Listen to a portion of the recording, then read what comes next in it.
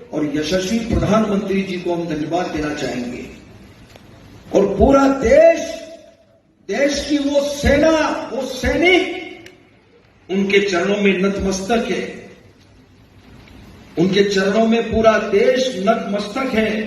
उन्होंने जो जवाब दिया है उसकी जितनी सराहना की जाए, जितना कहा जाए, एक बार उनके लिए जोरदार ताली बजा करके। मध्य प्रदेश के बीजेपी के उप मुख्यमंत्री जगदीश देवड़ा ने शेखी बघारते हुए ये कहा कि भारतीय सेना और सारे सैनिक नरेंद्र मोदी के चरणों में नतमस्तक हैं। ये बात कोई कैसे बर्दाश्त कर सकता है? हमारी बहादुर, शौर्य, पराक्रमी सेना के बारे में हमारा दुश्मन ये नहीं कह सकता है। और बीजेपी का एक मंत्री और बीजेपी के उप मुख्यमंत्री इस तरह की बात कहेंगे और हम मूक दर्शक बने रहेंगे। हमारी सेना ने लगातार दुश्मन को धूल चटाई है। हमारी सेना ने लगातार पाकिस्तान जैसे आतंकी देशों को सबक सिखाया है। इस बार भी पहलगाम आतंकी हमले के बाद आक्रामक कार्रवाई की, टेरर कैंपों को ध्वस्त किया, उनको बर्बाद किया। और उसके बाद बीजेपी के लोगों की ये हिमाकत, ये हिम्मत कैसे हो रही है कहने की कि हमारी सेना नरेंद्र मोदी के चरणों में नतमस्तक है? ये सेना का अपमान है, तिरस्कार है और हम इसके कतई मूक दर्शक बनकर देखेंगे नहीं। हमारी मांग है कि ऐसे व्यक्ति को सरकार में बने रहने का कोई हक नहीं है। उस व्यक्ति को तुरंत बर्खास्त किया जाए और अगर बर्खास्त नहीं करेंगे तो मैं ये मानूं क्यों ना कि इसको नरेंद्र मोदी की मौन स्वीकृति है, उनका संरक्षण प्राप्त है।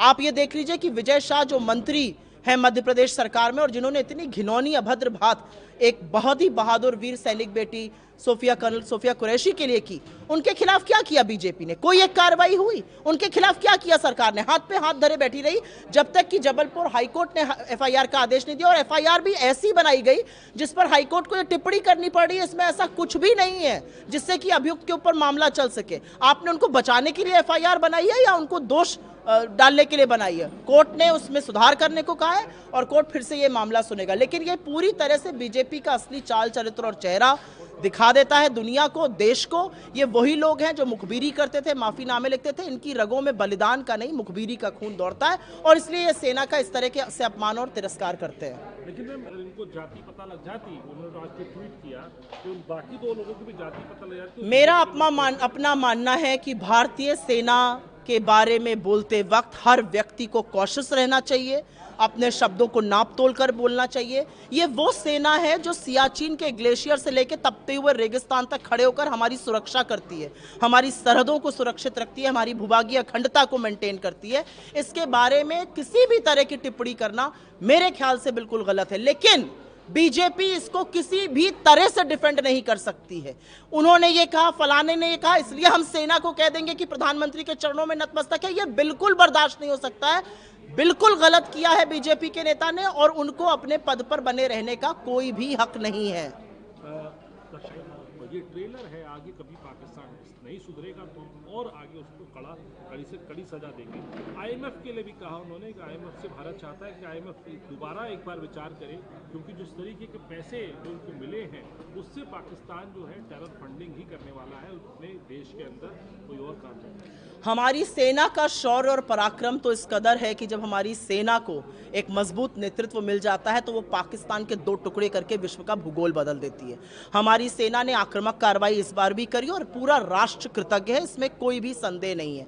लेकिन यह सच है कि आईएमएफ में सरकार ने पहले भ्रम फैलाने की कोशिश करी कि नेगेटिव वोट नहीं है, नेगेटिव वोट है।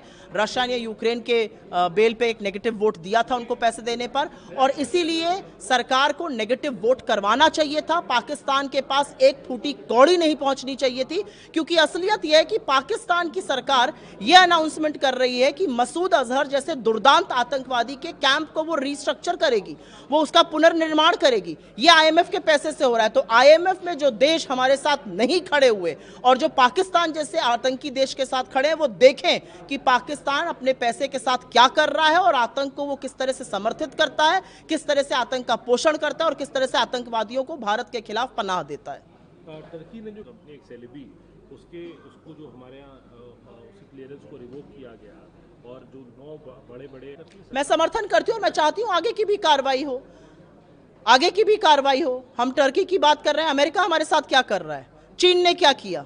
अब तो आप ही लोगों के माध्यम से भारत सरकार के सूत्रों से पता चल रहा है कि चीन के मिसाइल से पाकिस्तान के पास वगैरह, चीन से हमारे क्या संबंध है? टर्की में जो किया और भी हमें करना चाहिए। अमेरिका जाके $304 मिलियन की डील अनाउंस करके टर्की के साथ आ रहा है। अमेरिका हमें बार बार खरी खोटी सुना रहा है।